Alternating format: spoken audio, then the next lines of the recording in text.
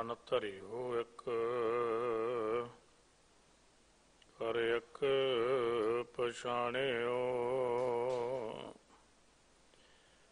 ਨੈਣ ਬਹਿਨ ਮੋਹਿ ਇੱਕ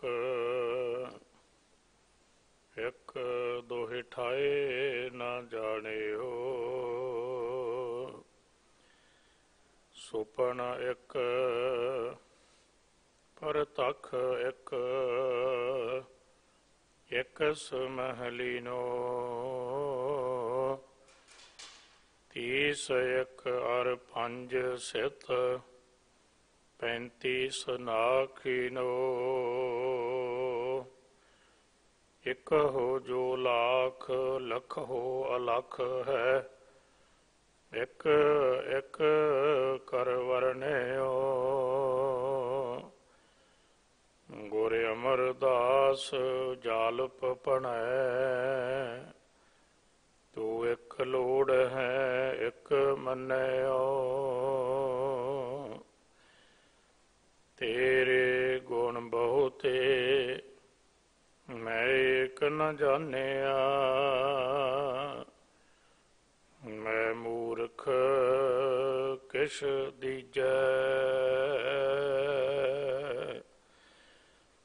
ਪ੍ਰਣਵਤ ਨਾਨਕ ਸੁਣ ਮੇਰੇ ਸਾਹਿਬਾ ਡੁੱਬਦਾ ਪੱਥਰ ਲੀਜੈ ਨਾ ਹਉ ਜਤੀ ਸਤੀ ਨਹੀਂ ਪੜਿਆ ਮੂਰਖ ਮੁਗਦਾ ਜਨਮ ਭਇਆ ਪ੍ਰਣਵਤ ਨਾਨਕ ਤਨ ਕੀ ਸਰਨਾ ਜਿਨ ਤੂੰ ਨਾਹੀ ਵਿਸਰਿਆ ਪ੍ਰਣਵਤ ਨਾਨਕ ਤਨ ਕੀ ਸਰਨਾ ਜਿਨ ਤੂੰ ਨਾਹੀ ਵਿਸਰਿਆ। ਹਜ਼ੂਰ-ਏ ਆਲਮ ਸਰਵਰੇ ਕਾਇਨਾਤ ਮੇਹਰ ਰਹਿਮਤ ਦੇ ਸਾਈਂ ਬਖਸ਼ਿਸ਼ਾਂ ਦੇ ਦਾਤੇ ਗਰੀਬ ਨਵਾਜ ਸਤਿਗੁਰੂ ਜੁਗੋ ਜੋਗੇ ਅਟਲ ਧੰਨ ਧੰਨ ਸ੍ਰੀ ਗੁਰੂ ਗ੍ਰੰਥ ਸਾਹਿਬ ਜੀਆਂ ਦੀ ਮੁਕੱਦਸ ਪਵਿੱਤਰ ਹਜ਼ੂਰੀ ਅੰਦਰ ਬਾਲਾ ਪ੍ਰੀਤਮ ਨਦਰੇ ਕਰਮ ਦੇ ਮਾਲਕ ਸਤਿਗੁਰੂ ਧੰਨ ਧੰਨ ਸ੍ਰੀ ਗੁਰੂ ਹਰਿਕ੍ਰਿਸ਼ਨ ਸਾਹਿਬ ਸੱਚੇ ਪਾਤਸ਼ਾਹ ਜੀ ਤਿੰਨਾਂ ਦੇ ਮੁਕੱਦਸ ਚਰਨਾਂ ਅੰਦਰ ਜੁੜ ਸੱਜ ਕੇ ਅਤੇ ਦੇਸ਼ਾਂ ਵਿਦੇਸ਼ਾਂ ਅੰਦਰ ਮੀਡੀਆ ਰਾਹੀਂ ਗੁਰੂ ਚਰਨਾਂ ਨਾਲ ਜੁੜਨ ਦਾ ਯਤਨ ਕਰ ਰਹੇ ਗੁਰੂ ਪਿਆਰ ਵਾਲਿਓ, ਕਰੋ ਕਿਰਪਾਲਤਾ ਸਾਹਿਬਾਂ ਦੇ ਪਾਵਨ ਚਰਨਾਂ 'ਚ ਬੇਨਤੀ ਕਰੀਏ ਸਤਿਗੁਰੂ ਜੀ ਆਪ ਮਿਹਰ ਰਹਿਮਤ ਬਖਸ਼ਿਸ਼ ਕਰਕੇ ਪਾਵਨ ਬਾਣੀ ਦੀ ਵਿਚਾਰ ਦੀ ਸੇਵਾ ਲੈਣ। ਭਾਵਨਾ ਪਿਆਰ ਸ਼ਰਧਾ ਤੇ ਸਤਿਕਾਰ ਸਹਿਤ ਅਸੀਸ ਬਖਸ਼ੋ। ਦੋਨੋਂ ਹੱਥ ਜੋੜ ਗੁਰੂ ਬਖਸ਼ੀ ਫਤਿਹ ਬੁਲਾਵੋ ਜੀ। ਵਾਹਿਗੁਰੂ ਜੀ ਕਾ ਖਾਲਸਾ ਵਾਹਿਗੁਰੂ ਜੀ ਕੀ ਫਤਿਹ। ਚੱਲ ਰਹੀ ਅੰਮ੍ਰਿਤ ਬਾਣੀ ਚੋਂ ਵਾਰਾਂ ਤੇ ਵਧੀਕ ਚੋਂ ਸ਼ਲੋਕ ਮਹੱਲਾ ਤੀਜਾ ਦੇ ਪਾਵਨ ਸ਼ਲੋਕਾਂ ਚੋਂ ਸਤਿਗੁਰਾਂ ਦੀ ਅੰਮ੍ਰਿਤ ਬਾਣੀ ਦਾ ਅੱਜ ਪਾਵਨ ਇੱਕ ਸ਼ਲੋਕ ਸਿੰਘ ਸਾਹਿਬ ਜੀਆਂ ਦੀ ਮੁਬਾਰਕ ਰਸਨਾ ਤੋਂ ਆਪਾਂ ਨੇ ਸਰਵਣ ਕੀਤਾ ਹੈ। ਗੁਰੂ ਅਮਰਦਾਸ ਸਾਹਿਬ ਜੀ ਦੇ ਮੁਕੱਦਸ ਬਚਨ ਨੇ ਸਾਹਿਬ ਨੇ ਅੱਜ ਦੇ ਇਸ ਪਾਵਨ ਸ਼ਬਦ ਦੁਆਰਾ ਸ਼ਲੋਕ ਦੁਆਰਾ ਸਾਡੇ ਤੇ ਜਿਹੜੀ ਬਖਸ਼ਿਸ਼ ਕੀਤੀ ਹੈ ਉਹਦੇ ਅੰਦਰ ਜਿੱਥੇ ਇੱਕ ਇੱਕ ਸ਼ਬਦ ਸਾਡੇ ਲਈ ਬੜਾ ਬੇਸ਼ਕੀਮਤੀ ਅਮੋਲਕ ਹੈ, ਉੱਥੇ ਇੱਕ ਗੱਲ ਅਜੋਕੀ ਜ਼ਿੰਦਗੀ ਸਾਡੇ ਸਮਝਣ ਲਈ ਬੜੀ ਜ਼ਰੂਰੀ ਹੈ। ਗੁਰੂ ਅਮਰਦਾਸ ਸਾਹਿਬ ਦੇ ਆਪਣੇ ਬਚਨ ਨੇ ਦੁਨੀਆ ਤੇ ਇੱਕ ਸੱਚਾ ਧਨ ਹੈ, ਇੱਕ ਕੱਚਾ ਧਨ ਹੈ। ਸੱਚੇ ਧਨ ਦੀ ਸਮਝ ਤਦ ਆਉਂਦੀ ਹੈ ਜਦ ਸੱਚੇ ਨਾਲ ਜੁੜ ਜਾਈਏ। ਕੱਚੇ ਧਨ ਦੀ ਸਮਝ ਮਨੁੱਖ ਨੂੰ ਅਕਸਰ ਤਾਂ ਹੈ ਕਿਉਂਕਿ ਕੱਚੇ ਧਨ ਦੀ ਕੀਮਤ ਹੈ ਜਿਹੜੀ, ਇਸ ਗੱਲ ਨੂੰ ਸਮਝੋ ਇੱਕ ਲਿਮਟ ਵਿੱਚ ਹੈ, ਉਹਦੀ ਇੱਕ ਹੱਦ ਹੈ। ਕਿਸੇ ਕੋਲ ਕਿੰਨਾ ਹੀ ਧਨ ਹੋਵੇ ਜਿਹਨੂੰ ਆਪਾਂ ਕਹਿੰਦੇ ਉਹਦੇ ਕੋਲ ਬੇਸ਼ੁਮਾਰ ਧਨ ਹੈ, ਪਰ ਉਹਦਾ ਧਨ ਹੈ ਨਾ ਜਿਹੜਾ ਜੀ, ਉਹ ਗਿਣਤੀ 'ਚ ਹੋਏਗਾ। ਧਿਆਨ ਨਾਲ ਸਮਝਿਓ, ਦੁਨੀਆ 'ਚ ਹਰੇਕ ਚੀਜ਼ ਲਈ ਕੇਵਲ 3 ਇਕਾਈਆਂ ਨੇ। ਇਕਾਈ ਸਮਝ ਦਿਓ, ਪੈਮਾਨਾ। ਦੁਨੀਆ 'ਚ ਕੁਝ ਵੀ ਤੁਸੀਂ ਸਮਝਣਾ, ਉਹਦੇ ਲਈ 3 ਹੀ ਇਕਾਈਆਂ ਨੇ। ਇੱਕ ਹੈ ਗਿਣਨਾ, ਇੱਕ ਹੈ ਮਿਣਨਾ, ਤੀਜਾ ਹੈ ਤੋਲਣਾ। ਕੁਝ ਚੀਜ਼ਾਂ ਨੇ ਜਿਹੜੀਆਂ ਗਿਣੀਆਂ ਜਾਂਦੀਆਂ, ਮਾਇਆ ਹੈ ਗਿਣੀ ਜਾਂਦੀ ਹੈ, ਧਨ ਜਿਹਨੂੰ ਕਹਿੰਦੇ ਆਪਾਂ। ਮਾਇਆ ਦਾ ਰੂਪ ਧਨ ਹੈ, ਗਿਣਿਆ ਜਾਂਦਾ ਹੈ। ਅਨਾਜ ਤੋਲਿਆ ਜਾਂਦਾ ਹੈ, ਜ਼ਮੀਨ ਕੱਪੜਾ ਵਗੈਰਾ ਇਹ ਮਿਣੇ ਜਾਂਦੇ ਨੇ। ਸਾਰਾ ਕੁਝ ਇਹ ਤਿੰਨਾਂ 'ਚ ਆ ਜਾਂਦਾ, ਗਿਣਨਾ, ਮਿਣਨਾ, ਤੋਲਣਾ। ਇਹ ਹੈ ਕੱਚਾ ਧਨ। ਭਾਵੇਂ ਦੁਨੀਆ 'ਤੇ ਇਹਦੀ ਲੋੜ ਹੈ, ਕਿਸੇ ਨੂੰ ਕੋਈ ਸ਼ੱਕ ਨਹੀਂ, ਪਰ ਯਾਦ ਰੱਖਿਆ ਜੇ ਸਾਹਿਬ ਕਹਿਣ ਲੱਗੇ ਪਰ ਹੈ ਕੱਚਾ। ਕੱਚਾ ਕਿਉਂ? ਕਿਉਂਕਿ ਸਾਥੀ ਨਹੀਂ। ਇਹਦੀ ਬਜਾਏ ਜਿਹੜਾ ਸੱਚਾ ਧਨ ਹੈ, ਪਹਿਲੀ ਗੱਲ ਤਾਂ ਮਨੁੱਖ ਨੂੰ ਉਹਦੀ ਸਮਝ ਹੀ ਨਹੀਂ ਆਉਂਦੀ ਗੁਰੂ ਨਾਲ ਜੁੜੇ ਤੋਂ ਬਿਨਾਂ। ਸਤਿਗੁਰੂ ਦੇ ਅੰਮ੍ਰਿਤ ਬਚਨ ਨੇ, ਸਾਈਂ ਨਾਮ ਅਮੋਲ ਕੀਮ ਨਾ ਕੋਈ ਜਾਣ ਦੋ।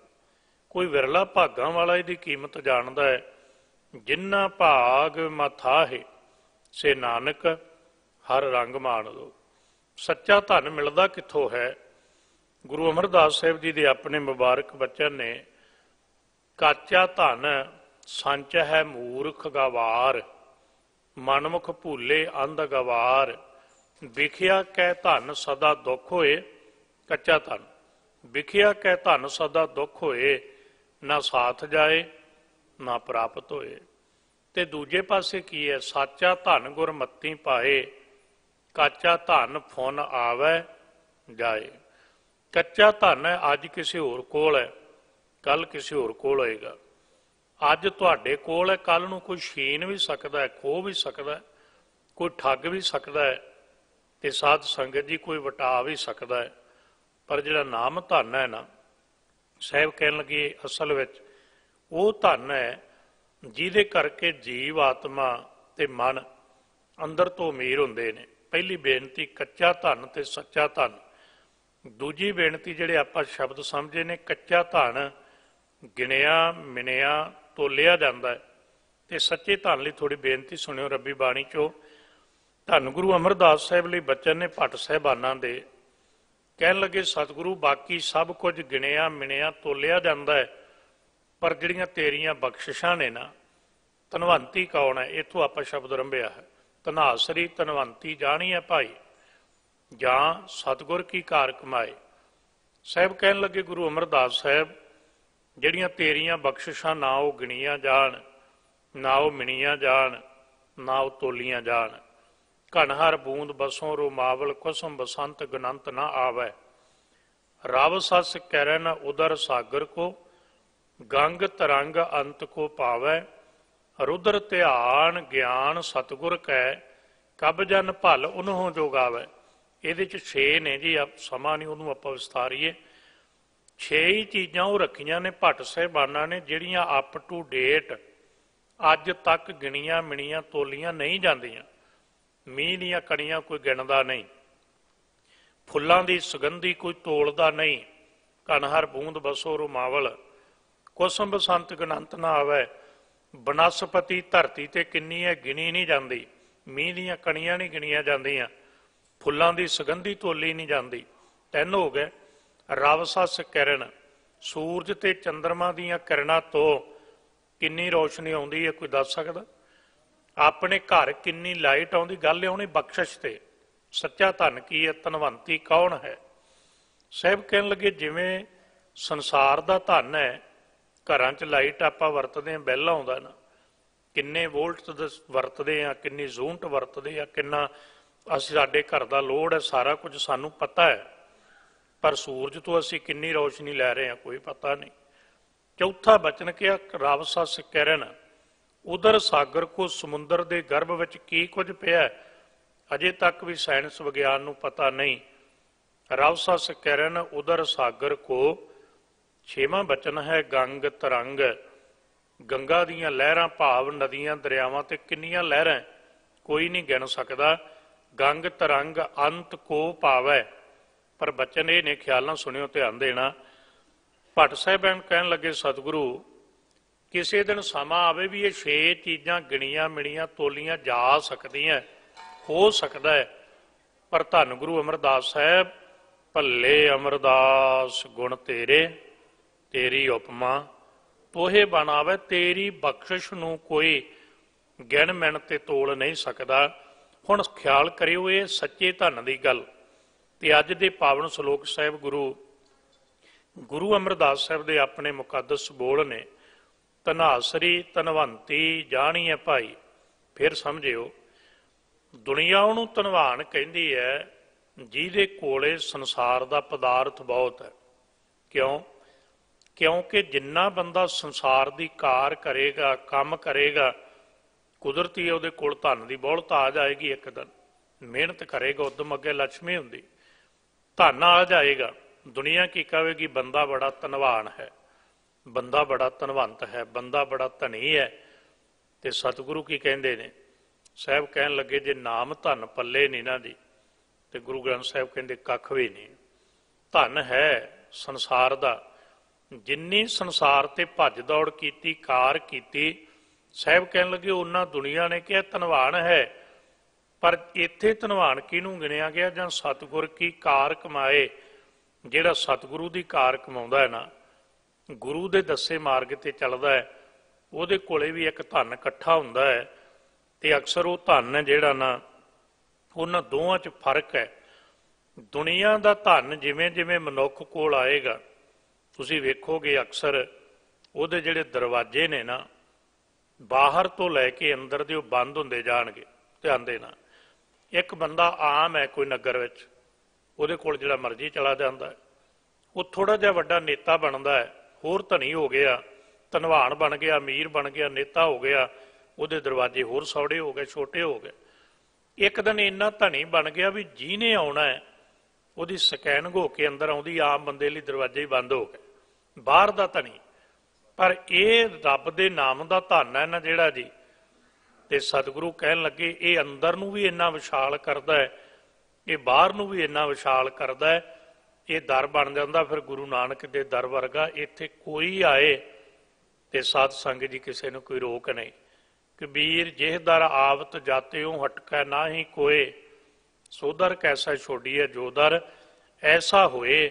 ਇਹ ਭਾਵੇਂ ਬਾਹਰ ਦੇ ਦਰ ਨਿਸ਼ਾਨੀ ਹੈ ਰੱਬ ਦੇ ਪਿਆਰੇ, ਜਿਨ੍ਹਾਂ ਕੋਲ ਧਨਾਸਰੀ ਧਨਵੰਤੀ ਜਾਣੀ ਹੈ ਭਾਈ, ਜਿਨ੍ਹਾਂ ਕੋਲ ਨਾਮ ਧਨ ਹੁੰਦਾ ਨਾ ਜੀ, ਉਹਨਾਂ ਦੇ ਅੰਦਰ ਦੇ ਦਰਵਾਜ਼ੇ ਭੀੜੇ ਨਹੀਂ ਹੁੰਦੇ।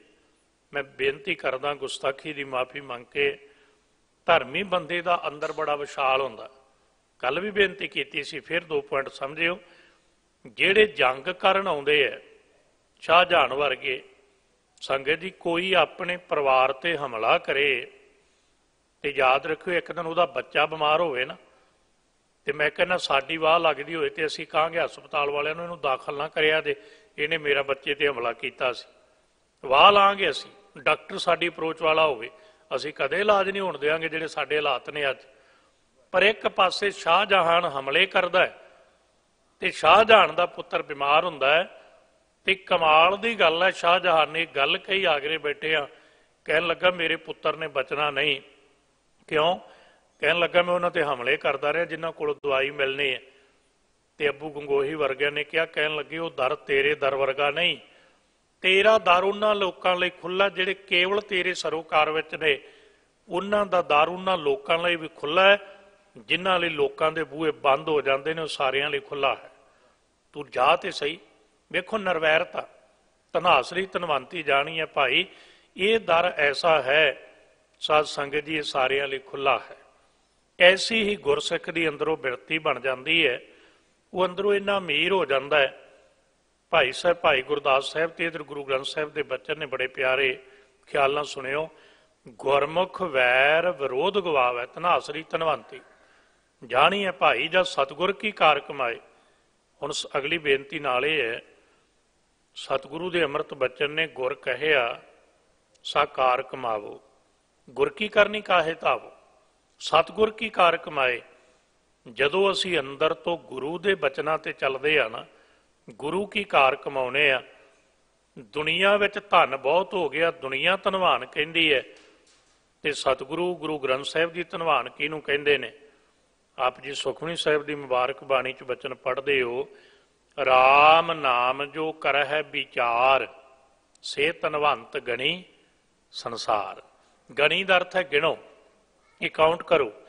ਉਹਨਾਂ ਨੂੰ ਸੰਸਾਰ ਵਿੱਚ ਤੁਸੀਂ ਧਨਵਾਨ ਗਿਣਿਓ ਜਿਹੜੇ ਰੱਬ ਦੀ ਨਾਮ ਦੀ ਵਿਚਾਰ ਕਰਦੇ ਨੇ, ਉਹਦੇ ਨਾਲ ਜੁੜਦੇ ਨੇ।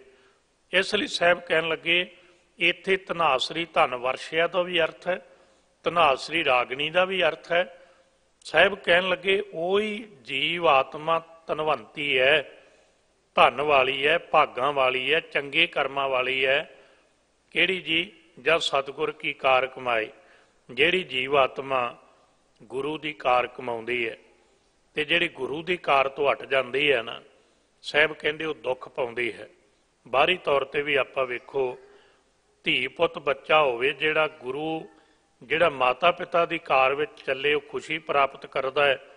ਜਿਹੜਾ ਮਾਤਾ ਪਿਤਾ ਤੋਂ ਹੀਣਾ ਹੋ ਜਾਏ ਜਾਂ ਮਾਤਾ ਪਿਤਾ ਦੇ ਹੁਕਮ ਤੋਂ ਬਾਹਰ ਹੋ ਜਾਏ ਉਹ ਦੁੱਖ ਪਾਉਂਦਾ ਹੈ। ਇਸ ਲਈ ਗੁਰੂ ਸਾਹਿਬ ਦਾ ਅੰਮ੍ਰਿਤ ਬਾਣੀ ਦਾ ਫੈਸਲਾ ਹੈ, ਰੱਬੀ ਬਚਨਾਂ ਦੀ ਪਹਿਲੀ ਪੰਕਤੀ ਅੰਦਰ, ਉਹ ਜੀਵ ਆਤਮਾ ਧਨਵਾਨ ਹੈ, ਧਨਵੰਤੀ ਹੈ ਜਾਂ ਸਤਿਗੁਰ ਕੀ ਕਾਰ ਕਮਾਏ। ਉਹਦੀ ਨਿਸ਼ਾਨੀ ਕੀ ਹੈ? ਅਗਲੀ ਪੰਕਤੀ 'ਚ ਜ਼ਿਕਰ ਹੈ, ਤਨ ਮਨ ਸੌਪੇ ਜੀ ਸੌ ਭਾਈ ਲਏ ਹੁਕਮ ਫਿਰਾਓ। ਬੜੇ ਖਿਆਲ ਨਾਲ ਸੁਣਿਓ। ਉਹਦੀ ਨਿਸ਼ਾਨੀ ਇਹ, ਉਹ ਤਿੰਨੇ ਚੀਜ਼ਾਂ ਉਹਦੀਆਂ ਗੁਰੂ ਨੂੰ ਸੌਂਪੀਆਂ ਹੋਈਆਂ, ਤਨ ਮਨ ਧਨ ਸਭ ਸੌਪ ਗੁਰ ਕੋ ਹੁਕਮ ਮੰਨਿਆ ਭਾਈ ਹੈ। ਇੱਥੇ ਬਚਨ ਨੇ ਤਨ ਮਨ ਸੌਪੇ ਜੀ ਸੌ ਭਾਈ। ਕਹਿਣ ਲੱਗੇ ਉਹ ਕੱਲਾ ਤਨ ਤੇ ਮਨ ਨਹੀਂ ਸੌਂਪਦੀ ਜੀ, ਉਹ ਜੀਵ ਉਹ ਆਪਣੇ ਆਪ ਨੂੰ ਜਿੰਦ ਵੀ ਸੌਂਪ ਦਿੰਦੇ ਹੈ। ਜਿਨ੍ਹਾਂ ਨੇ ਜਿੰਦ ਵੀ ਗੁਰੂ ਅੱਗੇ ਸੌਂਪ ਦਿੱਤੀ, ਲਏ ਹੁਕਮ ਫਿਰਾਓ, ਜਿੱਦਾਂ ਗੁਰੂ ਦਾ ਹੁਕਮ ਹੈ ਉਹਦੇ ਮੁਤਾਬਕ ਉਹ ਫਿਰਦੀ ਹੈ, ਹੋਰ ਕਿਤੇ ਨਹੀਂ। ਥੋੜੀ ਜਿਹੀ ਬੇਨਤੀ ਸੁਣਿਓ।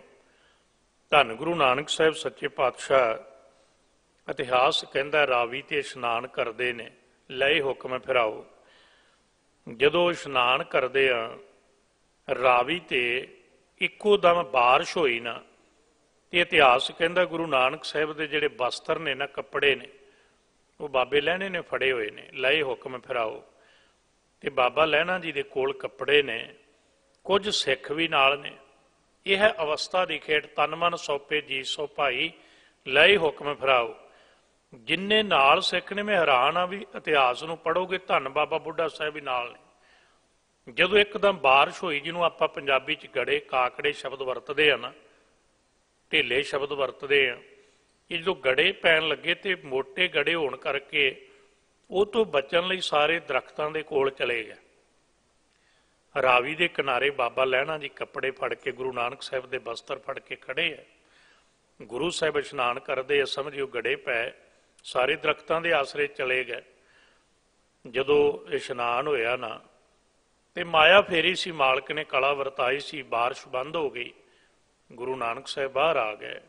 ਜਿਹੜਾ ਇਤਿਹਾਸ ਹੈ ਨਾ, ਉਹ ਤੁਹਾਨੂੰ ਸਿਖਾਲਦਾ ਵੀ ਜੋ ਬਾਣੀ 'ਚ ਬਚਨ ਨੇ ਇੱਦਾਂ ਹੋਏਗਾ, ਵਰਤਾ ਕੇ ਵਿਖਾਇਆ ਵੀ ਕਦੋਂ ਵੀ ਹੋ ਸਕਦਾ ਹੈ।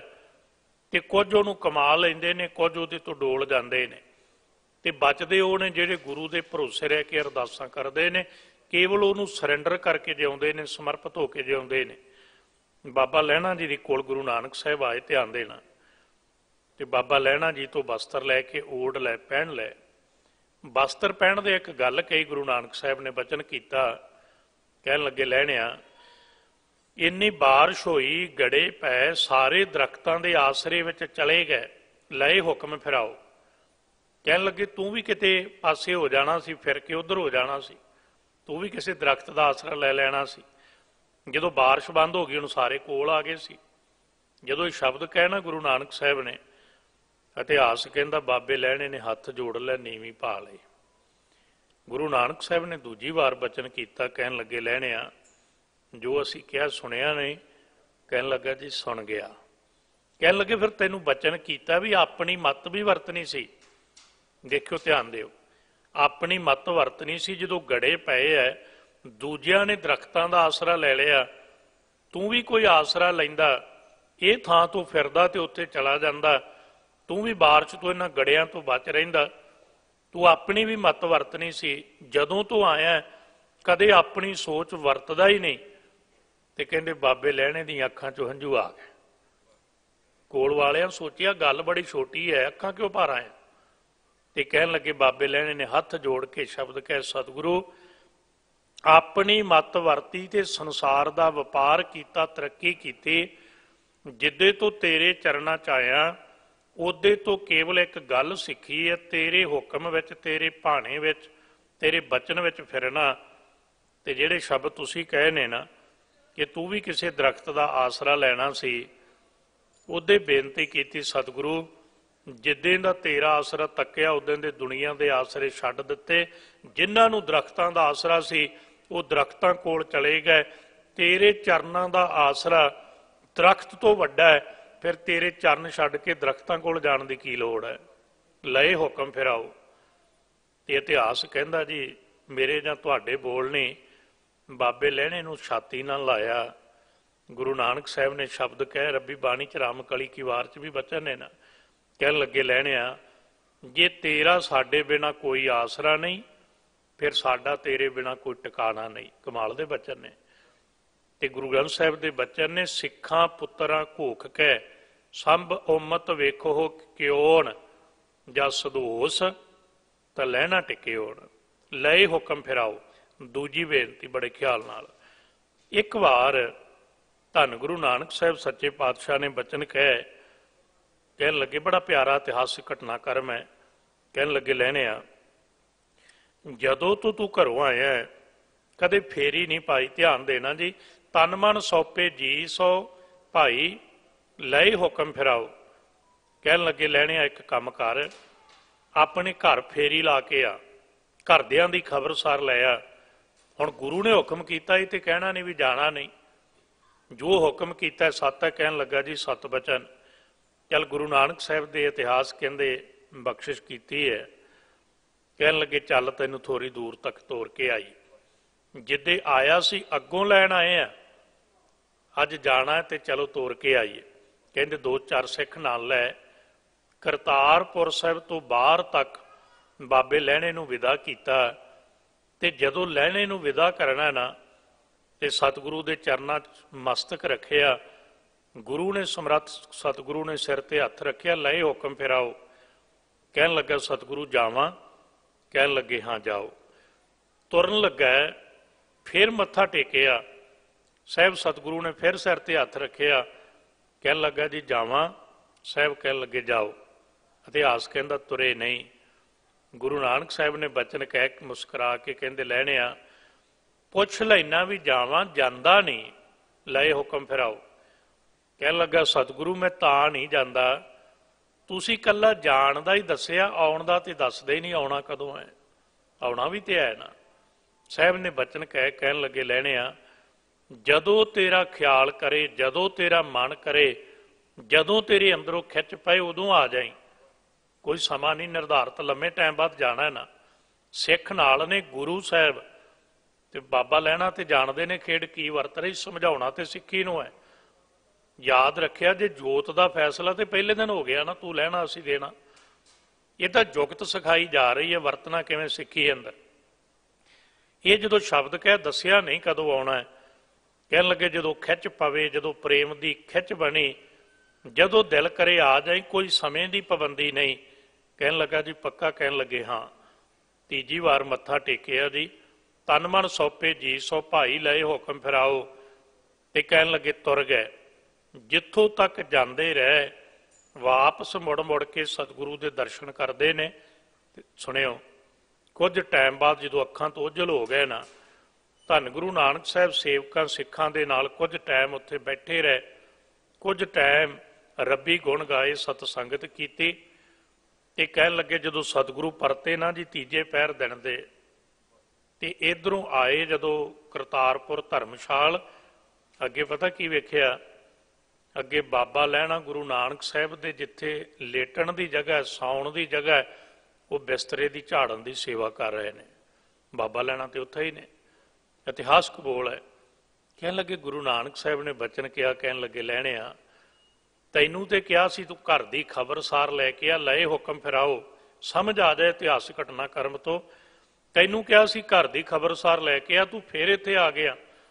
ਸਤਿਗੁਰੂ ਤੁਸੀਂ ਬਚਨ ਕੀਤਾ ਸੀ ਜਾਣਦਾ ਤੇ ਮੈਂ ਤੁਰ ਗਿਆ, ਪਰ ਤੁਸੀਂ ਇਹ ਵੀ ਤੇ ਬਚਨ ਕੀਤਾ ਸੀ ਨਾ, ਜਦੋਂ ਮਨ 'ਚ ਖਿੱਚ ਪੈਦਾ ਹੋਏ, ਪ੍ਰੇਮ ਦੀ ਜਦੋਂ ਡੋਰ ਖਿੱਚੇ ਤੈਨੂੰ ਤੇ ਤੂੰ ਆ ਜਾਈ। ਸਾਹਿਬ ਕਹਿਣ ਲੱਗੇ ਹਾਂ। ਕਹਿਣ ਲੱਗਾ ਸਤਿਗੁਰੂ ਜਦੋਂ ਤੱਕ ਅੱਖਾਂ ਤੋਂ ਦਿਸਦੇ ਰਹੇ ਹੋ ਉਦੋਂ ਤੱਕ ਮਨ ਸੰਤੁਸ਼ਟ, ਅੰਦਰ ਸੰਤੁਸ਼ਟ ਰਿਹਾ। ਜਦੋਂ ਅੱਖਾਂ ਤੋਂ ਉਜਲ ਹੋ ਗਏ ਤੇ ਮਨ 'ਚ ਉਸੇ ਟਾਈਮ ਖਿੱਚ ਪੈਣ ਲੱਗ ਪਈ ਤੇ ਸਤਿਗੁਰੂ ਮੈਂ ਉੱਥੇ ਮੁੜ ਆਇਆ। ਆਉਣ ਦਾ ਤੇ ਕੋਈ ਸਮਾਂ ਨਹੀਂ ਸੀ ਨਾ ਨਿਰਧਾਰਤ। ਸਾਹਿਬ ਕਹਿਣ ਲੱਗੇ ਫਿਰ ਘਰ ਦੀ ਖਬਰਸਾਰ, ਖਿਆਲ ਨਾ ਸਮਝਿਓ ਬਾਬੇ ਲਹਿਣੇ ਦੇ ਸ਼ਬਦ। ਕਹਿਣ ਲੱਗਾ ਸਤਿਗੁਰੂ ਅਸੀਂ ਮਨੁੱਖ ਕੀ ਘਰ ਦੀ ਖਬਰਸਾਰ ਰੱਖ ਸਕਦੇ ਆ? ਜਿਹਦੇ ਘਰ ਦੀ ਖਬਰ ਗੁਰੂ ਨਾਨਕ ਰੱਖ ਸਕਦਾ ਹੋਵੇ ਉਹ ਘਰ ਦੀ ਖਬਰ ਲੈਣ ਜਾਣ ਦੀ ਲਹਿਣੇ ਨੂੰ ਕੀ ਲੋੜ ਹੈ? ਜਿਸ ਘਰ ਤੇ ਤੇਰੀ ਨਜ਼ਰ ਹੈ ਉਹ ਲਹਿਣਾ ਕੀ ਖਬਰ ਲੈ ਸਕਦਾ ਹੈ? ਇਤਿਹਾਸ ਵਾਚਿਓ ਫਿਰ 6 ਸਾਲ ਤੇ 10 ਮਹੀਨੇ ਕਰਤਾਰਪੁਰ ਤੋਂ ਦੂਰ ਨਹੀਂ ਹੈ ਖਡੂਰ ਸਾਹਿਬ। ਇੱਕ ਵਾਰ ਵੀ ਬਾਬਾ ਲਹਿਣਾ ਖਡੂਰ ਨਹੀਂ ਆਇਆ। ਜਦੋਂ ਆਏ ਸਤਿਗੁਰੂ ਗੁਰੂ ਅੰਗਦ ਦੇਵ ਸਾਹਿਬ ਬਣ ਕੇ ਆਏ। ਇਹ ਹੈ ਤਨ ਮਨ ਸੌਪੇ ਜੀ ਸੋ ਭਾਈ, ਲਏ ਹੁਕਮ ਫਿਰਾਓ। ਗੁਰੂ ਦੇ ਹੁਕਮ ਵਿੱਚ ਫਿਰਨਾ, ਗੁਰੂ ਦੇ ਹੁਕਮ ਵਿੱਚ ਚੱਲਣਾ। ਤੇ ਸਤਿਗੁਰੂ ਅੱਗੇ ਬਖਸ਼ਿਸ਼ ਕਰਦੇ ਨੇ, ਜੈ ਬੈਸਾਵ ਹੈ ਬੈਸਾ ਹਾਂ ਭਾਈ, ਜਹ ਭੇਜ ਹੈ ਤਹ ਜਾਣੋ। ਕਹਿਣ ਲੱਗੇ ਜਿੱਥੇ ਤੂੰ ਬਿਠਾਉਣਾ ਹੈ ਉੱਥੇ ਬਹਿ ਜਾਈਦਾ, ਤੇ ਜਿੱਥੇ ਤੂੰ ਭੇਜਦਾ ਉੱਥੇ ਚਲੇ ਜਾਈਦਾ। ਵੇਖੋ ਹੁਕਮ ਹੀ ਬੰਦੇ ਦੀ ਖੇਡ ਹੈ। ਸਤਿਗੁਰੂ ਗੁਰੂ ਗ੍ਰੰਥ ਸਾਹਿਬ ਜੀਆਂ ਦੇ ਅੰਮ੍ਰਿਤ ਬਚਨਾਂ ਮੁਤਾਬਕ ਜਦੋਂ ਗੁਰੂ ਦੇ ਹੁਕਮ ਵਿੱਚ ਕੋਈ ਬਹਿੰਦਾ ਹੈ ਨਾ, ਹੁਣ ਗੁਰੂ ਦਾ ਬੈਠਣ ਦਾ ਹੁਕਮ ਕਿੱਥੇ ਆਪਾਂ ਨੂੰ? ਇਸ ਗੱਲ ਨੂੰ ਸਮਝਿਓ। ਇਹ ਨਹੀਂ ਹੈ ਵੀ ਬੰਦਾ ਵਕਾਰਾਂ ਦੇ ਅੱਡੇ ਤੇ ਜਾ ਕੇ, ਨਸ਼ੇ ਦੇ ਅੱਡੇ ਤੇ ਜਾ ਕੇ ਗੁੱਸਾ ਕੀ ਮਾਫ ਮੁੜ ਕੇ ਸ਼ਬਦ ਕਹਿ ਦੇਵੇ ਵੀ ਨਹੀਂ ਜੀ ਇਹਦੇ ਗੁਰੂ ਨੇ ਇੱਥੇ ਭੇਜਿਆ ਤੇ ਆਪਾਂ ਇੱਥੇ ਆ ਗਏ। ਗੁਰੂ ਦਾ ਹੁਕਮ ਹੈ ਆਵੋ ਸਿੱਖ ਸਤਿਗੁਰੂ ਕੇ ਪਿਆਰੇ ਹੋ ਗਾਵੋ ਸੱਚੀ ਬਾਣੀ। ਗੁਰੂ ਦਾ ਹੁਕਮ ਹੈ ਮੇਰੇ ਮਾਧੋ ਜੀ ਸਤ ਸੰਗਤ ਮਿਲੇ ਸੋ ਤਰਿਆ। ਗੁਰੂ ਦਾ ਹੁਕਮ ਹੈ ਕਬੀਰ ਏਕ ਘਰੀ ਆਦੀ ਘਰੀ ਆਦੀ ਹੂਤੇ। ਆਦ ਸਤਿਗੁਰੂ ਸਾਨੂੰ ਵਾਰ-ਵਾਰ ਸਤ ਸੰਗਤ ਵਿੱਚ ਬੈਠਣ ਲਈ ਕਹਿੰਦੇ ਨੇ। ਜਹ ਬੈਸਾਵਹਿ ਬੈਸਾ ਹਾਂ ਭਾਈ, ਤੇ ਜਹ ਭੇਜਹਿ ਤਹ ਜਾਓ। ਜਿੱਥੇ ਗੁਰੂ ਹੁਕਮ ਕਰਦਾ ਹੈ, ਗੁਰੂ ਹੁਕਮ ਕੀ ਕਰਦਾ? ਕਿਰਤ ਵੱਲ ਜਾ। ਇਹ ਗੱਲ ਖਿਆਲ ਰੱਖਿਓ। ਸਿੱਖ ਹੈ ਨਾ ਜਿਹੜਾ, ਉਹ ਅਸਲ ਵਿੱਚ ਵਪਾਰ ਨਹੀਂ ਕਰਦਾ। ਸਿੱਖ ਅਸਲ ਵਿੱਚ ਵਣਜ ਨਹੀਂ ਕਰਦਾ। ਸਿੱਖ ਅਸਲ ਵਿੱਚ ਕਿਰਤ ਕਰਦਾ ਹੈ। ਕਿਰਤ ਹੈ ਗੁਰੂ ਦਾ ਹੁਕਮ, ਉਹਦੇ ਹੁਕਮ ਵਿੱਚ ਚੱਲਣਾ। ਜਹ ਭੇਜੈ ਤੈ ਜਾਓ।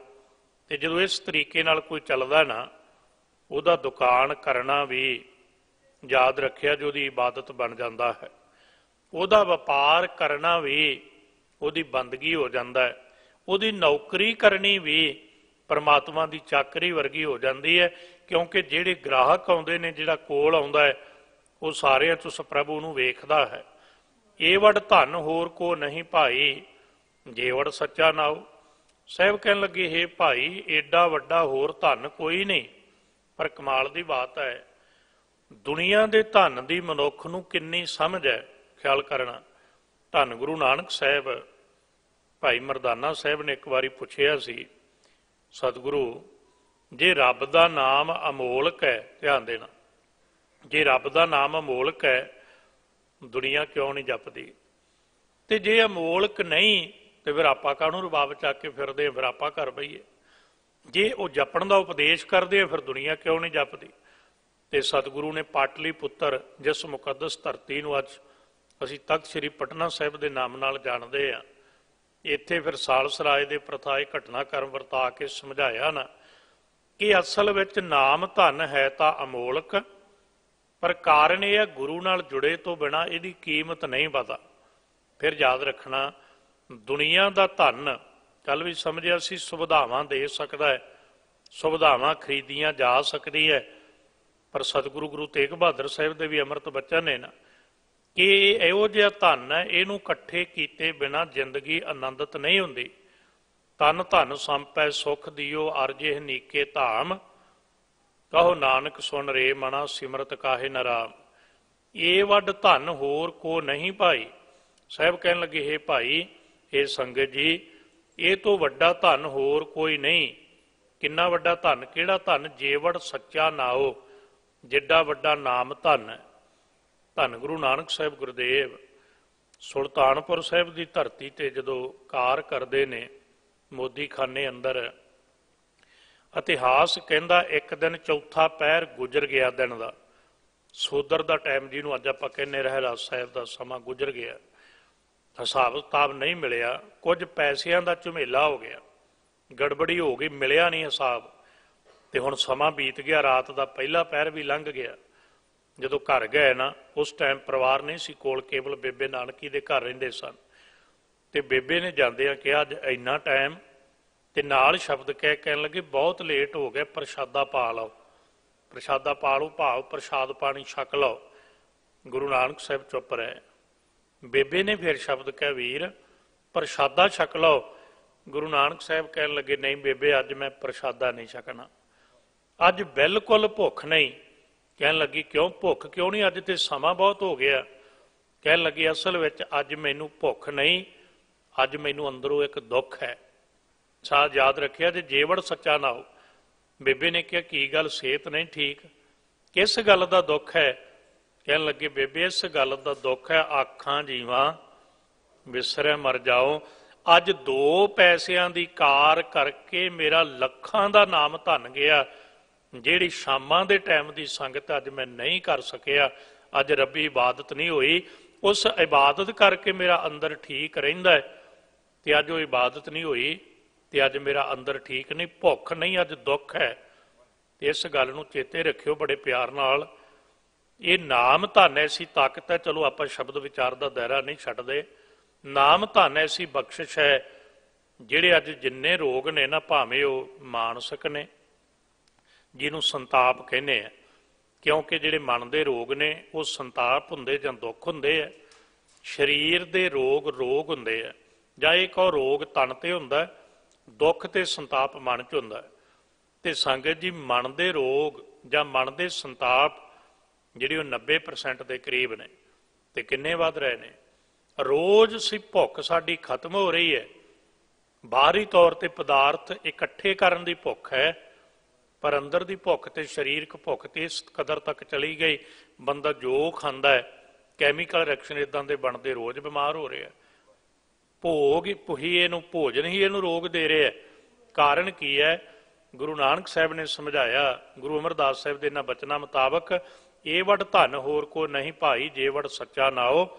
ਸਾਹਿਬ ਕਹਿਣ ਲੱਗੇ ਬੇਬੇ ਜਿਸ ਦਿਨ ਰੱਬ ਦਾ ਨਾਮ ਮਨੁੱਖ ਦੇ ਅੰਦਰ ਨਹੀਂ, ਇਹਦੀ ਭੁੱਖ ਵੀ ਇਹਦਾ ਦੁੱਖ ਬਣ ਜਾਏਗੀ, ਇਹਦੇ ਲਈ ਰੋਗ ਬਣ ਜਾਏਗੀ। ਕਿਉਂਕਿ 19 ਰਾਗਾਂ ਨੂੰ ਜਦੋਂ ਪੜ੍ਹੋਗੇ ਨਾ, ਤੇ ਸਾਧ ਸੰਗਤ ਜੀ 4 ਰਾਗ ਸ਼ਾਮ ਦੇ ਚੌਥੇ ਪਹਿਰ ਦੇ ਨੇ, ਦਿਨ ਦੇ ਸ਼ਾਮ ਦੇ ਟਾਈਮ ਸਤਿਗੁਰੂ ਉਹਨਾਂ ਰਾਗਾਂ ਅੰਦਰ ਰੱਬੀ ਬਾਣੀ ਗਾਇਨ ਕਰਦੇ ਨੇ। ਸਦਾ ਸੱਚੇ ਕੇ ਗੁਣ ਗਾਵਾਂ ਭਾਈ, ਸਦਾ ਸੱਚਾ ਕਹਿ ਸੰਗ ਰਹਾਓ। ਸਾਹਿਬ ਕਹਿਣ ਲੱਗੇ ਇਸ ਤਰੀਕੇ ਨਾਲ ਸਦਾ ਮਾਲਕ ਪ੍ਰਮਾਤਮਾ ਪ੍ਰਭੂ ਦੇ ਸੱਚੇ ਦੇ ਗੁਣ ਗਾਵਾਂ, ਤੇ ਗੁਣ ਗਾਵਤ ਤੇਰੀ ਉਤਰ ਸਮੈਲ। ਜਿਵੇਂ ਜਿਵੇਂ ਮਨ ਸਾਫ਼ ਹੋਏਗਾ, ਮਨ ਦੀ ਮੈਲ ਨਿਕਲੇਗੀ। ਸਦਾ ਸੱਚਾ ਕਹਿ ਸੰਗ ਰਹਾਓ, ਉਵੇਂ ਉਵੇਂ ਸੱਚੇ ਦਾ ਸੰਗ ਹੈ ਜਿਹੜਾ ਪ੍ਰਾਪਤੀ ਹੁੰਦੀ ਜਾਏਗੀ, ਮਿਲਦਾ ਜਾਏਗਾ।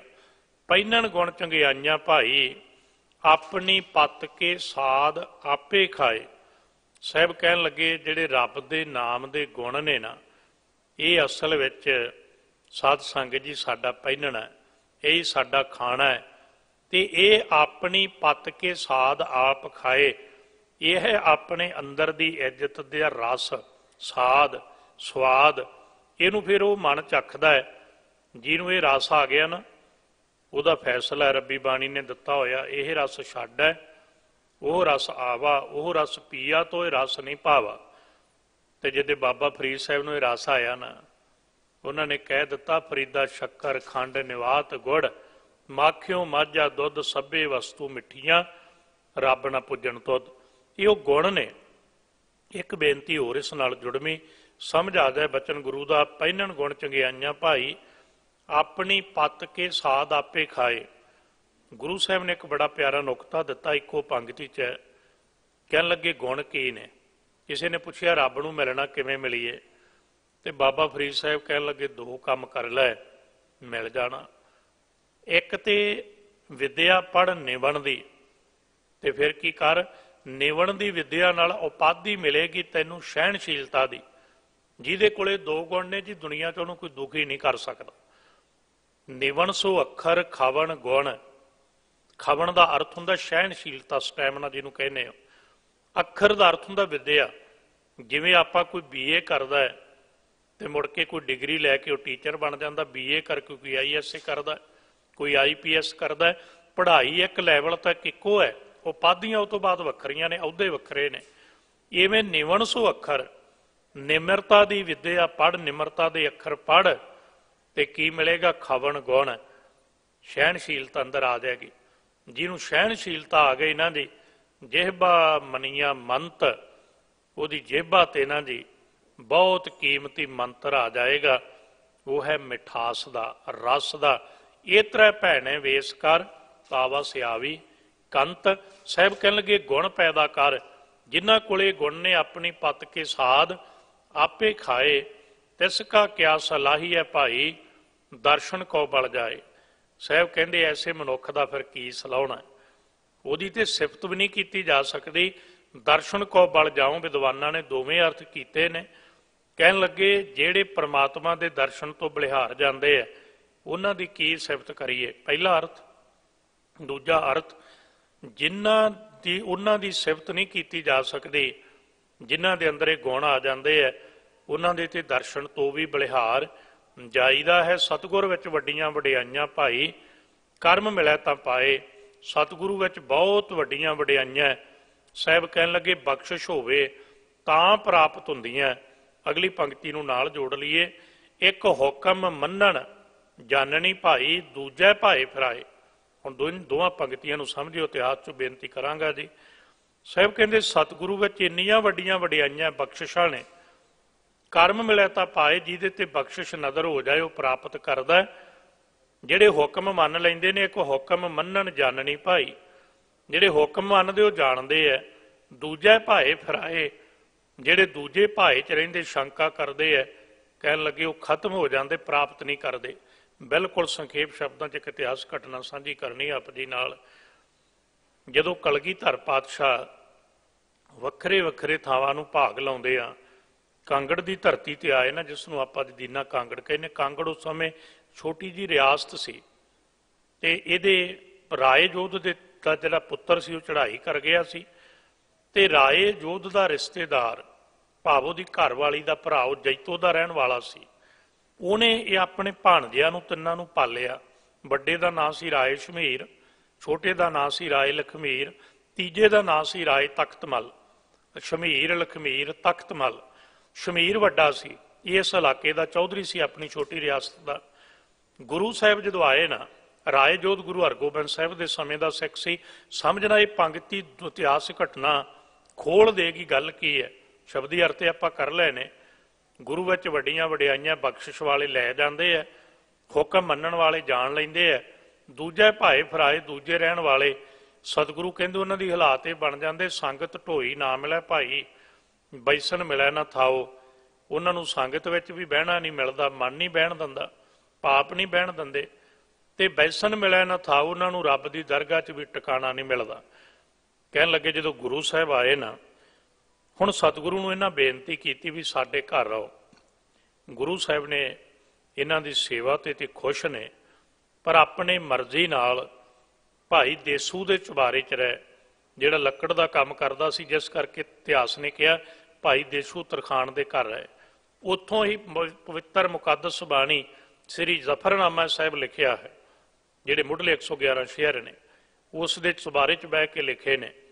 ਖੈਰ, ਇੱਥੋਂ ਇੱਕ ਗੱਲ ਸਮਝ ਆਏਗੀ। ਮੈਂ ਦੋ ਇਤਿਹਾਸ ਘਟਨਾ ਕਹਿਣੀਆਂ। ਪਹਿਲੇ ਦਿਨ ਸਤਿਗੁਰੂ ਨੇ ਜਦੋਂ ਸ਼ਮੀਰ ਤੇ ਬਖਸ਼ਿਸ਼ਾਂ ਕੀਤੀਆਂ, ਤਿੰਨ, ਦੋਹਾਂ ਦਾ ਜ਼ਿਕਰ ਆਪਾਂ ਸੰਖੇਪ ਸ਼ਬਦਾਂ 'ਚ ਕਰਾਂਗੇ। ਇਹ ਘਟਨਾ ਜੁੜੇਗੀ ਇਹਦੇ ਨਾਲ। ਕਲਗੀਧਰ ਪਾਤਸ਼ਾਹ ਨੇ ਬਚਨ ਕਹਿਣ ਲੱਗੇ ਸ਼ਮੀਰ ਸੇਵਾ ਤੇ ਮਨ ਬੜਾ ਖੁਸ਼ ਹੈ, ਮੰਗ ਕੁਝ। ਕਹਿਣ ਲੱਗਾ ਜੀ ਕੁਝ ਨਹੀਂ ਚਾਹੀਦਾ। ਫਿਰ ਕਿਹਾ ਕੁਝ ਮੰਗ, ਕਹਿਣ ਲੱਗੇ ਨਹੀਂ। ਫਿਰ ਬਖਸ਼ਿਸ਼ ਕੀਤੀ, ਕਹਿਣ ਲੱਗਿਆ ਘੋੜਾ ਲੈ ਜਾ ਸਾਡਾ। ਇਹ ਉਹ ਘੋੜਾ ਸੀ ਜਿਹੜਾ ਭਾਈ ਨਗਾਈਏ ਨੇ ਭੇਟ ਕੀਤਾ ਆਲਮਗੀਰ ਸਾਹਿਬ। ਕਹਿਣ ਲੱਗੇ ਘੋੜਾ ਲੈ ਜਾ, ਅੰਮ੍ਰਿਤ ਵੇਲੇ ਜਿੱਥੋਂ ਤੱਕ ਫੇਰ ਲਿਆਏਗਾ ਨਾ, ਤੇਰਾ ਰਾਜ ਹੋ ਜਾਏਗਾ। ਸੁਣਿਓ, ਇੱਕ ਹੁਕਮ ਮੰਨਣ ਜਾਣਨੀ ਭਾਈ, ਦੂਜੇ ਭਾਏ ਫਿਰਾਏ।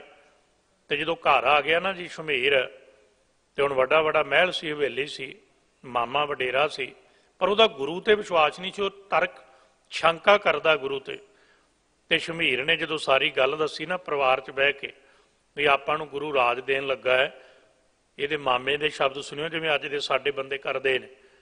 ਕਹਿਣ ਲੱਗਾ ਜਿਹੜਾ ਗੁਰੂ ਆਪਣਾ ਘਰ ਛੱਡ ਕੇ ਦੂਜਿਆਂ ਦੇ ਘਰੇ ਰਹਿੰਦਾ ਤਾਂ ਇਹਨੂੰ ਕਿੱਥੋਂ ਰਾਜ ਦੇਵੇਗਾ, ਇਹ ਨਹੀਂ ਹੋ ਸਕਦਾ। ਇਹਨੇ ਕਿਹਾ ਨਹੀਂ ਮੈਂ ਘੋੜਾ ਫੇਰਨਾ, ਇੱਕ ਹੁਕਮ ਮੰਨਣ ਜਾਣਨੀ ਭਾਈ, ਦੂਜੇ ਭਾਏ ਫਿਰਾਏ। ਇਹ ਕਹਿਣ ਲੱਗਾ ਮੈਂ ਨਹੀਂ ਫੇਰਨ ਦੇਣਾ। ਇਹਨੇ ਕਿਹਾ ਮੈਂ ਫੇਰਨਾ। ਉਹਨੇ ਕਿਹਾ ਫਿਰ ਮੈਂ ਚੱਲਿਆ। ਉਹਨਾਂ ਨੇ ਘਰਦਿਆਂ ਨੇ ਬਣਾਇਆ ਵੀ ਜਾ ਨਾ, ਕਿਉਂਕਿ ਤੂੰ ਸਾਨੂੰ ਪਾਲਿਆ ਵਡੇਰਾ, ਇੱਜ਼ਤ ਕਰਨੀ ਬਣਦੀ ਹੈ। ਹੁਣ ਆਪਣੀ ਸ਼ਾਦੀ ਨਹੀਂ ਸੀ ਕਰਾਈ। ਤੇ ਕਹਿਣ ਲੱਗੇ ਸ਼ਮੀਰ ਨੇ ਮੰਨ ਲਈ। ਇਹ ਕਹਿੰਦਾ ਚੱਲ ਫਿਰ ਸੁਬਾਹ ਨੇਰੇ ਨੇਰੇ ਜਿੱਥੋਂ ਤੱਕ ਘੋੜਾ ਫੇਰ ਲਿਆਏਗਾ ਨਾ ਉੱਥੋਂ ਤੱਕ ਫੇਰ ਲਾ, ਨਹੀਂ ਲੋਕ ਮਜ਼ਾਕ ਕਰਨਗੇ। ਵੇਖੋ ਬੰਦਾ ਦੁਨੀਆ ਕਰਕੇ ਦੀਨ ਗਵਾ ਲੈਂਦਾ। ਜਦੋਂ ਦਿਨ ਚੜ੍ਹਿਆ ਨਾ ਜੀ, ਦਿਨ ਚੜ੍ਹਦਿਆਂ ਨੇੜੇ ਨੇਰੇ ਨੇੜਿਓਂ ਘੋੜਾ ਫੇਰ ਕੇ ਲਿਆਇਆ ਸ਼ਮੀਰ। ਤੇ ਜਦੋਂ ਦਿਨ ਨੂੰ ਹੁਣ ਜਾਂਦਾ ਸੀ, ਗੁਰੂ ਸਾਹਿਬ ਦੇ ਚਰਨਾਂ 'ਚ ਬੜੀ ਸੇਵਾ ਕੀਤੀ ਜੀ ਇਹਨੇ, ਬਲਿਹਾਰ ਆ ਐਸੇ ਗੁਰੂ ਕੇ ਪਿਆਰਿਆਂ ਤੋਂ। ਜਦੋਂ ਗੁਰੂ ਕੋਲ ਗਿਆ ਨਾ, ਹੁਣ ਇੱਕ ਪਾਸੇ ਗੁਰੂ ਦਾ ਹੁਕਮ ਹੁੰਦਾ, ਦੂਜੇ ਪਾਸੇ ਪਰਿਵਾਰਕ ਦੀ ਗੱਲ ਹੈ। ਤੇ ਗੁਰੂ ਸਾਹਿਬ ਨੇ ਕਿਹਾ ਸ਼ਮੀਰ ਘੋੜਾ ਫੇਰ ਲਿਆਇਆ। ਕਹਿੰਦਾ ਜੀ ਫੇਰ ਲਿਆਇਆ। ਗੁਰੂ ਸਾਹਿਬ ਕਹਿੰਦੇ ਡੋਲ ਗਿਆ ਭਲਿਆ, ਡਰ ਗਿਆ। ਪਰ ਯਾਦ ਰੱਖ ਕੋਈ ਗੱਲ ਨਹੀਂ, ਜਿੱਥੋਂ ਤੱਕ ਘੋੜਾ ਫੇਰਿਆ ਇੱਥੋਂ ਤੱਕ ਰਾਜ ਰਹੇਗਾ। ਇਤਿਹਾਸ ਪੜ੍ਹ ਕੇ ਵੇਖੋ, ਬਹੁਤ ਛੋਟੀ ਜੀ ਰਿਆਸਤ ਰਹੀ, ਉਸ ਤੋਂ ਬਾਅਦ ਵੀ ਜਿੱਥੋਂ ਤੱਕ ਘੋੜਾ ਫੇਰਿਆ ਦੀ ਰਿਆਸਤ ਰਹੀ। ਦੂਜੀ ਘਟਨਾ, ਇੱਕ ਹੁਕਮ ਮੰਨਣ ਜਾਣਨੀ ਭਾਈ, ਦੂਜੇ ਭਾਏ ਫਿਰਾਏ। ਜਦੋਂ ਕੁਝ ਦਿਨਾਂ ਬਾਅਦ ਫਿਰ ਜਾਂਦਾ ਹੈ ਨਾ, ਤੇ ਇਤਿਹਾਸ ਕਹਿੰਦਾ ਹੈ ਗੁਰੂ ਸਾਹਿਬ ਪ੍ਰਸ਼ਾਦਾ ਪਾਣੀ ਛਕਦੇ ਹੈ, ਉਸੇ ਚੁਬਾਰੇ 'ਚ ਬੈਠੇ ਆ ਭਾਈ ਦੇਸੂ ਦੇ ਘਰ। ਇਹਦੇ ਮਨ 'ਚ ਖਿਆਲ ਆਇਆ ਵੀ ਜੇ ਗੁਰੂ ਸਾਹਿਬ ਦਾ ਸ਼ੀਤ ਪ੍ਰਸ਼ਾਦ ਮਿਲ ਜਾਏ ਤੇ ਮਨਾ ਤੇਰਾ ਪਾਰ ਉਤਾਰਾ ਹੀ ਹੋ ਜਾਏ। ਬੰਦਾ ਸੋਚਦਾ ਬਖਸ਼ਿਸ਼ ਮਿਲ ਜਾਏ ਕੋਈ।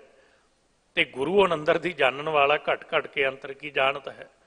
ਗੁਰੂ ਸਾਹਿਬ ਨੇ ਕਲਗੀ ਵਾਲੇ ਦਾਤੇ ਨੇ ਪ੍ਰਸ਼ਾਦਾ ਛਕਦਿਆ ਨਾ ਜੀ, ਕਹਿਣ ਲੱਗੇ ਆਪਣਾ ਇੱਕ ਪ੍ਰਸ਼ਾਦਾ ਬਚਿਆ। ਤੇ ਛਕਦਿਆਂ ਸ਼ਮੀਰ ਨੂੰ ਕਹਿਣ ਲੱਗੇ ਹੱਥ ਕਰ। ਉਹਨਾਂ ਹੱਥ ਕੀਤੇ ਤੇ ਆਪਣਾ ਪ੍ਰਸ਼ਾਦਾ ਦੇ ਕੇ ਕਹਿਣ ਲੱਗੇ ਅਸੀਂ ਬਸ ਇਹ ਤੂੰ ਛਕ ਲੈ। ਤੇ ਜਦੋਂ ਮਿਲ ਜਾਂਦੀ ਨਾ ਚੀਜ਼, ਆਪਾਂ ਵੀ ਇਦਾਂ ਕਰਨੇ ਆ। ਮਨ 'ਚ ਖਿਆਲ ਆਇਆ ਵੀ ਇਕੱਲੇ ਕਿਉਂ ਛਕੀਏ, ਕਿਉਂ ਨਾ ਜਾ ਕੇ ਪਰਿਵਾਰ ਨੂੰ ਛਕਾਵਾਂਗੇ ਨਾਲ। ਗੁਰੂ ਦਾ ਸੀਤ ਪ੍ਰਸ਼ਾਦ ਆ, ਸਾਰਿਆਂ ਦਾ ਭਲਾ ਹੋ ਜਾਏਗਾ। ਤੇ ਗੁਰੂ ਸਾਹਿਬ ਨੇ ਬਚਨ ਕਹੇ ਸ਼ਮੀਰ ਇੱਥੇ ਹੀ ਛਕ ਲੈ। ਕਹਿਣ ਲੱਗਾ ਜੀ ਘਰ ਲੈ ਜਾਵਾਂਗਾ। ਕਹਿਣ ਲੱਗੇ ਕਈ ਵਾਰੀ ਵਿਘਨ ਬਣ ਜਾਂਦਾ ਹੁੰਦਾ, ਇੱਥੇ ਹੀ ਛਕ ਲੈ।